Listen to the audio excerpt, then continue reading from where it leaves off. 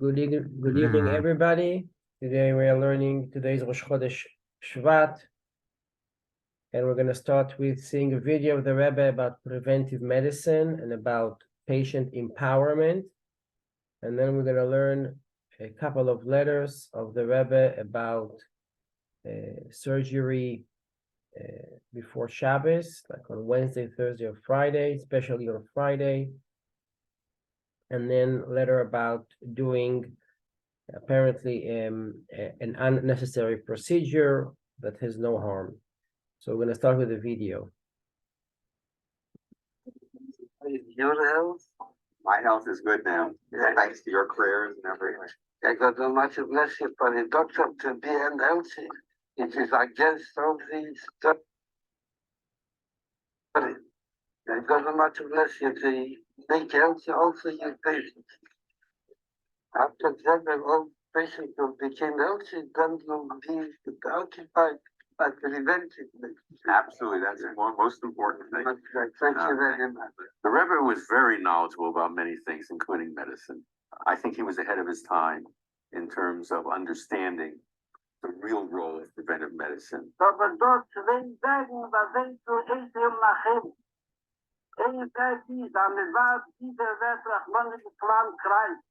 Danach sucht man nicht, es war sehr heim.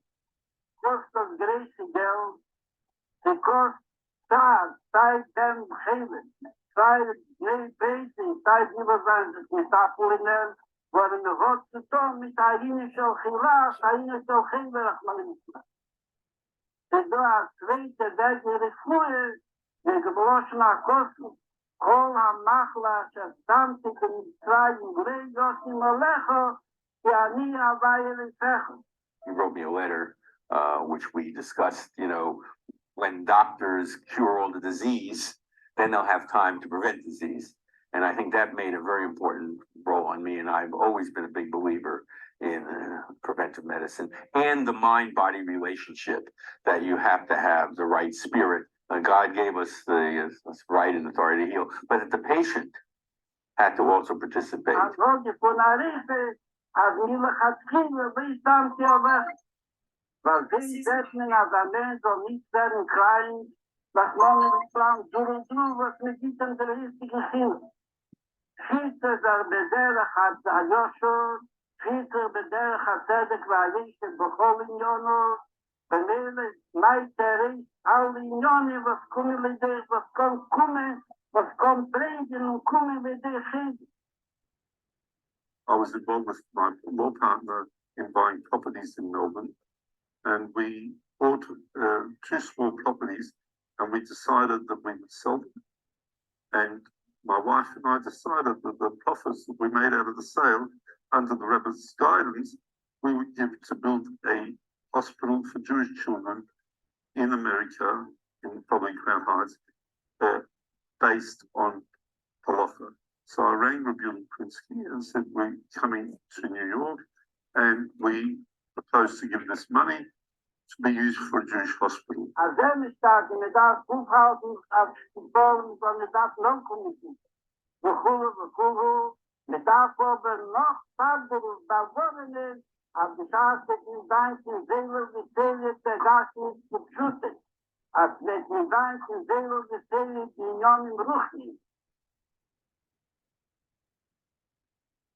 Het is ook niet nodig om de schwere vrienden heen.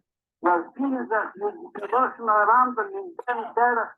En toen alle grote rechten steeds was de kwaliteit dat de derg had vele we aan mitzvah. Maar deze verlossen gachamenen zal vele met dieren en voor. Maar eenmaal die dat hadden voor in den zeg als we lossen leggen met kon schließen. Alles die dat is verloren, daar hebben we te doen. Rabbi obviously spoke to the Rebbe, and the Rebbe had suggested something slightly different, and that was followed up with a 3-page letter telling us that really that if you want to help Jewish children, that in medical terms, there are 2 ways of treating people, one therapeutically and one with preventative medicine. And although today, and the Rebbe actually the letter put in the word now, people are mainly treated by therapeutic medicine, which we can't get away from now. But in the future, like preventive medicine, it is better to prevent the sickness happening at all. And if children were educated in health, then there would be no need at all for hospitals.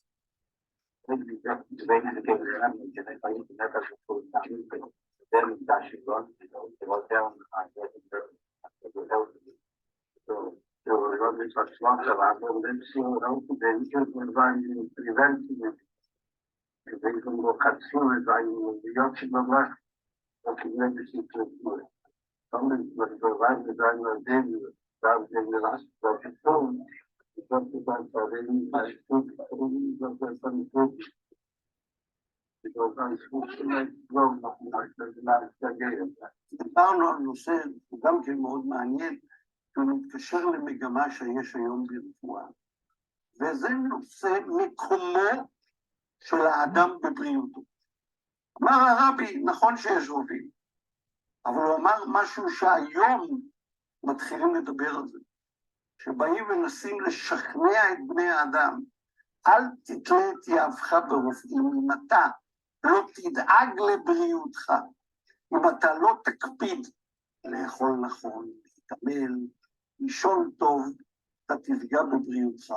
זהו נושא שהיום בעולם המערבי קוראים לו patient empowerment. חזק, תעצים את האדם, ותשכנע אותו שהוא אחראי לבריאותו. Try to make preventive medicine. Right. This is for the healthy people. Right. If you instruct them about the concept of the eating and behavior in general, that will give you prognosis, that will give you them God Almighty's blessing. אחד הדברים המעניינים, גם מאפיינים את הרבי, שהוא שם דגש על נפשו של האדם, וראה בנושא הנפש מקור לחוזקו של האדם. ככל שהאדם בעל נפש חזקה יותר, הוא יכול להתמודד יותר טוב בחיים. ואלה שני המרכיבים של הנפש כמרכיב חשוב. ואחריות האדם לבריאותו, דברים שהיום אנחנו מתחילים להבין בעולם הכללי את מה שהרבי חזה לפני 30 שנה.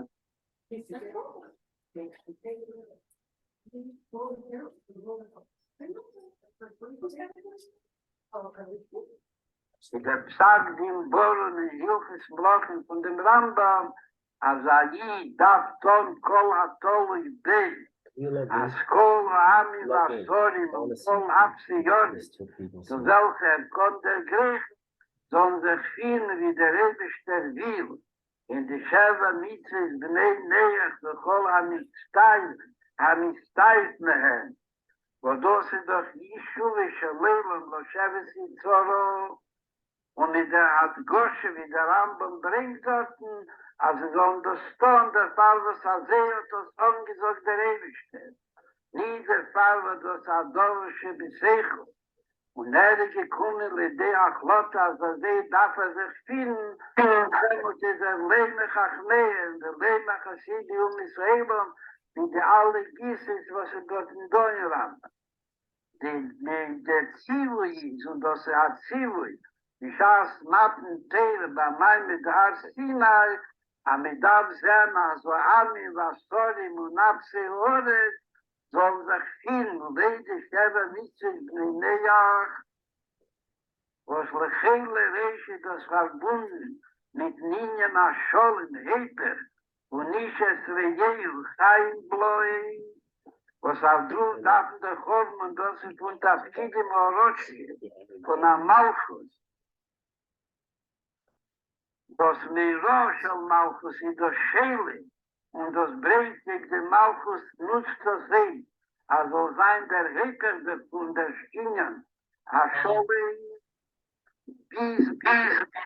gut Geizer dann noch voneinander, in Sheva Mitzvahs und in Kama Protim, schlechte Mitzvahs, bis noch nicht Protim, bis wann nicht als Wert zugebeut, als Seder und nicht, haben Hoge, als Seder, und Lejusa da la Zedek na Hayeshe, tzedek v'yesher miyusodim, af teras tzedek und af tei v'yosher pole af dem nebischen Teiro, in welch sich het ongezicht, dat deze dafen zich vielen kol Israëlon, maar de geel in alleen, is als dort de weg, tot zich vielen besetzen, tzedek v'yesher, Urach me Rosh Malchus, aber wohl ist uns sich es Reheu Chaim Bloi, und dann noch in dort in Bris Agut, ist dort zwei Wegen in Basorgen Bris Agut.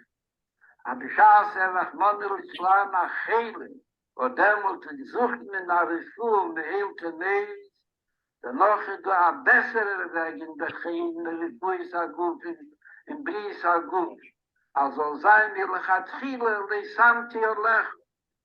Am efirte min azam in hanhogo, az mir lechatchile a ish bori, und fiert sich in ein Leben bori, der Miuso, da den Nebischtens Onweisungen, also sein Loshevesi Zoro, nicht in hanhoge von Teil. Wo demut darf man nicht umkommen zu Neiro, begonnen, sie genug der Neiro in dem Chinuch, als mir sein Mechanech, mir lechatchile in Azam in Tei Dever, Tei V'yoshor, a mir lechatchile, chanechle, nar al Pidarke, fun Katnus, fun Kind bei Suf, da kommt Azam im Chinuch, als mir lechatchile, legt dem nicht anders, wie zu viele Sachen in der Seiten von Zedek V'yesher. וקורומור מלכתחילה לישמתי הולך. ודוס ist ein stotter Ruf, was man sucht und schmattert sich, aber gefunden genug Geld. Aber es halten Bote Assurien, die was sitzen dort, so, oder was darf dort sitzen, soll nicht können massig sein. Oder a festhalten a ganzen Stühle mit a ganze Assoris oder a Wofim oder Wofis von Schäftchen. Idei sehr Meere, mit Schäftchen, idei sehr Meere soll abhalten. Von ich es Rehe Chaim Bloi, wenn legt da rein a Teil davon, auf Maschlim sein, a Dachine soll sein. Nicht nur auf dem Idee, die Talmidis, nur der Iker, auf Mechanech sei sie sollen sein in Azuras Odom, nicht in Anhogas Ben Odom, und nicht in Anhoge von Sheli V'Shaloch Sheli, Anhoge von Chaim Bloi, und demut wird man Nermatznier gewähnt, und es wird versport, Kama Agmas Nefesh, wie mir etwas bepeil, in die Erter oder in die Schunis, was man so gefühlt in Asami Nefen von Regen der Adgosha, auf den Chinuch, soll sein nach Chinuch roylich Schnee, als mechanech den Talmid und den Talmiden, als sollen sein Menschen, nicht Menschen, Bale Chaye, Odom, heilig als Abal Chai, heilig als Stein, oder mit der Anhoge von Pero, oder von Jode Bakeil, Yad Keil Bey, ist unter Demut und im Atzlier gewesen, und ich eingespürt, da viele in Geld beklatscht.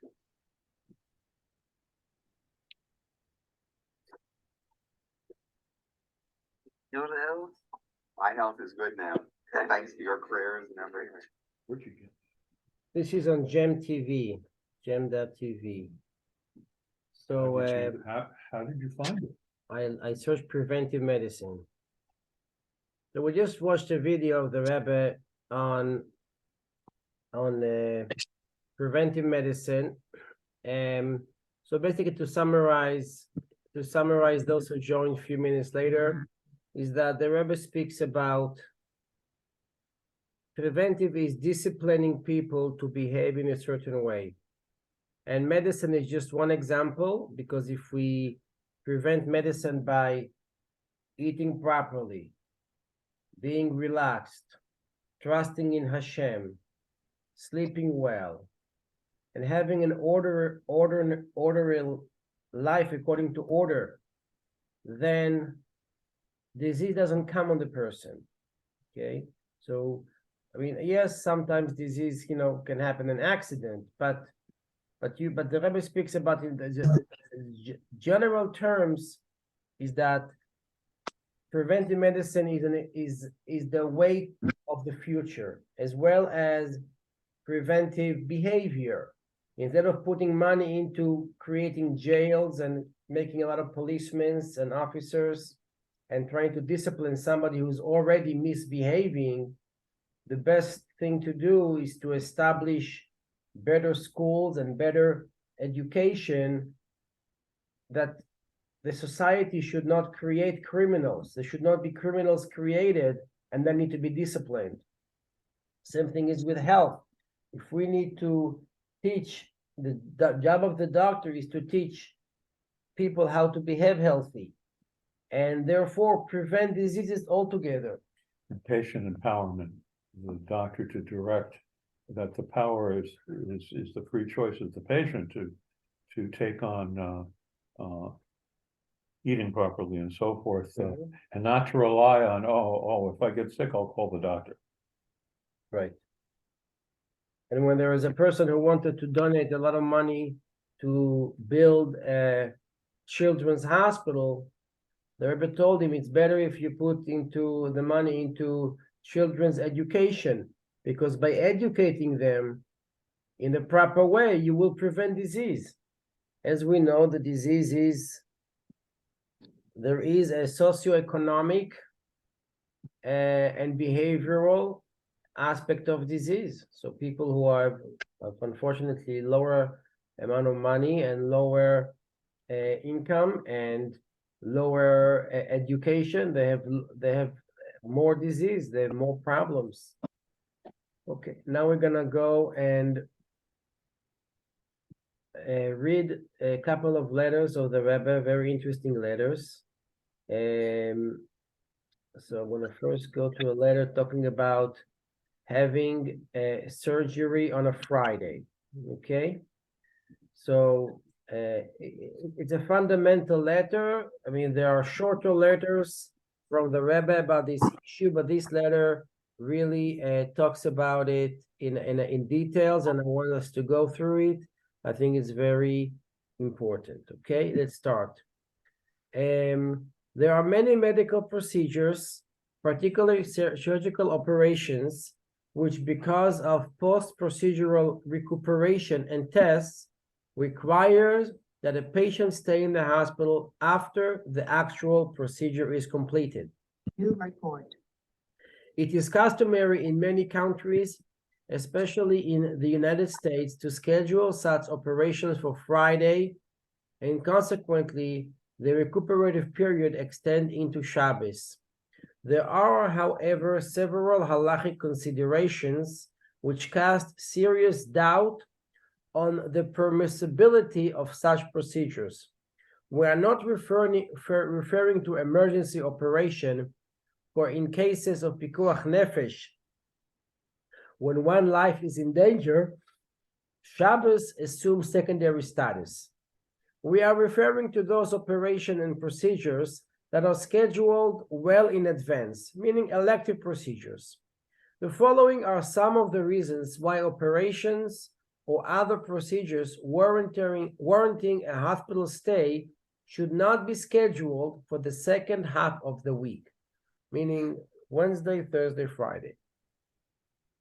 The Shulchan Aruch, the Jewish Code of Law, states in Hilchos Shabbos, one should not set sail on a ship within 3 full days preceding Shabbos. That is from Wednesday on, inclusive of Wednesday itself. For on the first 3 days of ocean travel, people are afflicted with pain and disturbances, and they don't return to their original state until after 3 full days. Hence, if a person sails within 3 days preceding Shabbos, he will not enjoy Shabbos. From this law, it is clear that anything which creates disturbance and pain or can mar one's enjoyment of Shabbos in general must be avoided during the 3 days preceding Shabbos. The disturbances one feels when entering a hospital with its attendant changes in routine, like in eating, sleeping, waking hours, even special clothing, and especially the pain and trauma that follows an operation, are much greater than those caused by sailing on a ship. Moreover, unlike a sea voyage, the havoc wreaked on the enjoyment of Shabbos caused by a hospital stay affects one's family as well. Thus, one should not enter a hospital from Wednesday on. Okay? A further problem is that many of the post-operative procedures involve work that is forbidden on Shabbos. Although some of them may fall within the category of pikuach nefesh, which means it is necessary for a patient's essential welfare, one should not deliberately place himself in a position of having to desecrate the Shabbos.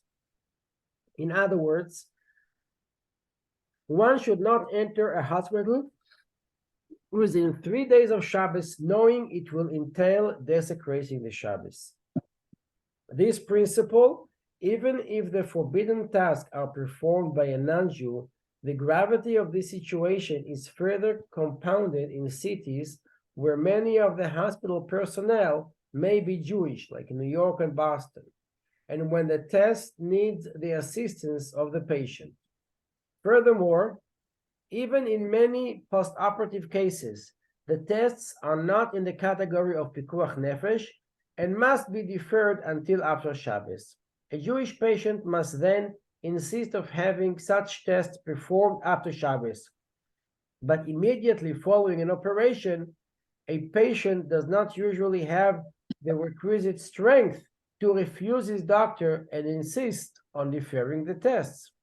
Moreover, many of these procedures are mandatory, not easily refused, and if one's attending physician is Jewish, the patient who enters in the hospital on Friday is causing another Jew, which is the doctor, to desecrate the Shabbos.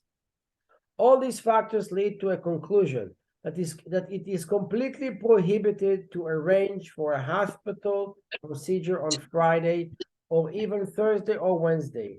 It is possible and has been demonstrated so in the past for one to arrange to enter the hospital at the beginning of the week. A further point, hospital shifts are so arranged that over the weekend, Shabbos and Sunday, it is mainly interns who staff hospitals and not the more experienced physicians. Should some emergency arise, it is the more inexperienced doctor who will attend to it. Then, even from a purely medical view, it would be wise not to schedule surgery for Friday. One more important point, if a person becomes sick, God forbid, Torah instructs us to seek the best medical assistance possible. Simultaneously, however, a man must know that he is constantly being weighed on the divine scale of good and bad. An ill person would do well to consider that when his life or health is in danger, it is time to improve his conduct. His deeds must be beyond reproach, particularly in the very area of healing. In other words, the steps taken to become well after surgery should be according to Hashem's directive, giving to us in the Torah. Then we may be sure that these steps will be successful. Then God, the healer of all flesh and performer of wonders, will bless each and every Jew with complete physical and spiritual health. Amen. So Rabbi brought, I think, here about 6 or 7 examples why we should avoid surgeries on towards the end of the week. So this is again, this is on Chabad.org under the category of wisdom and teaching, and it's books by the Rebbe, and we're going to read one more later. 1 second.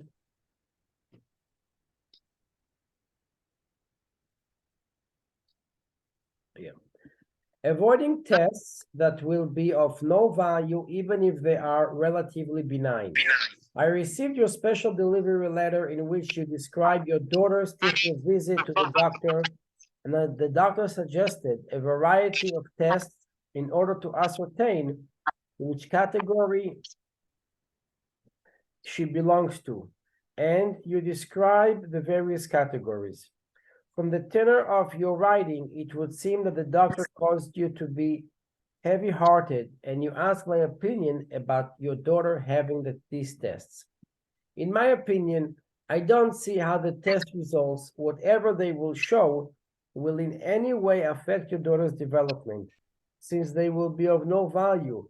Then no matter how benign these tests may be, still, since these tests are performed through the use of electricity near the head and the like, it is difficult to predict whether these tests will in some way prove harmful.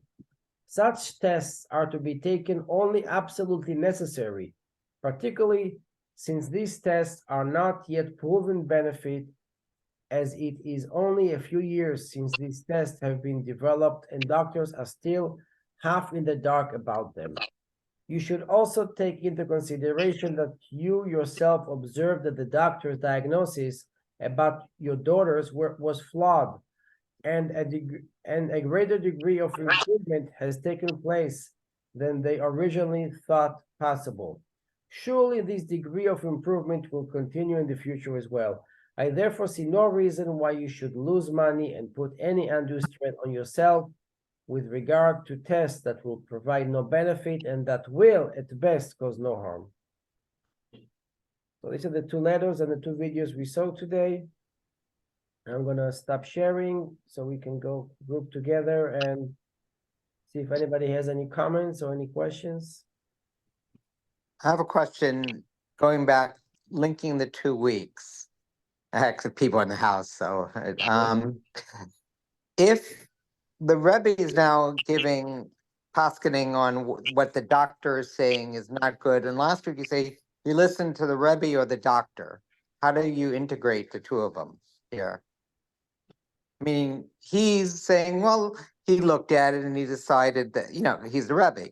And he said that this test is a useless test, so therefore. Well, no, the father himself said that the test was useless. See, every case has to be read Right. Okay. separately. Okay. That's what I'm. This person writes that the test is of little value. The doctors are recommending it, and the doctors are not sure that the test will be of any help to his daughter. So why should you subjugate a young woman who already has some developmental problems, and you're going to subjugate her to tests which will, may or may not cause her damage, and we don't know that because the test has to be with placing, I don't know if it's an ECT or P300 or something similar, EEG. I don't know, but at that time, which was about 50 years ago, the doctors themselves were not sure of it. And therefore, why should we subjugate a person to that? And the tests will probably have no value. And the father himself is doubting that the doctors are doing the correct tests. So therefore, the logical answer is, if you are not sure, then don't do it.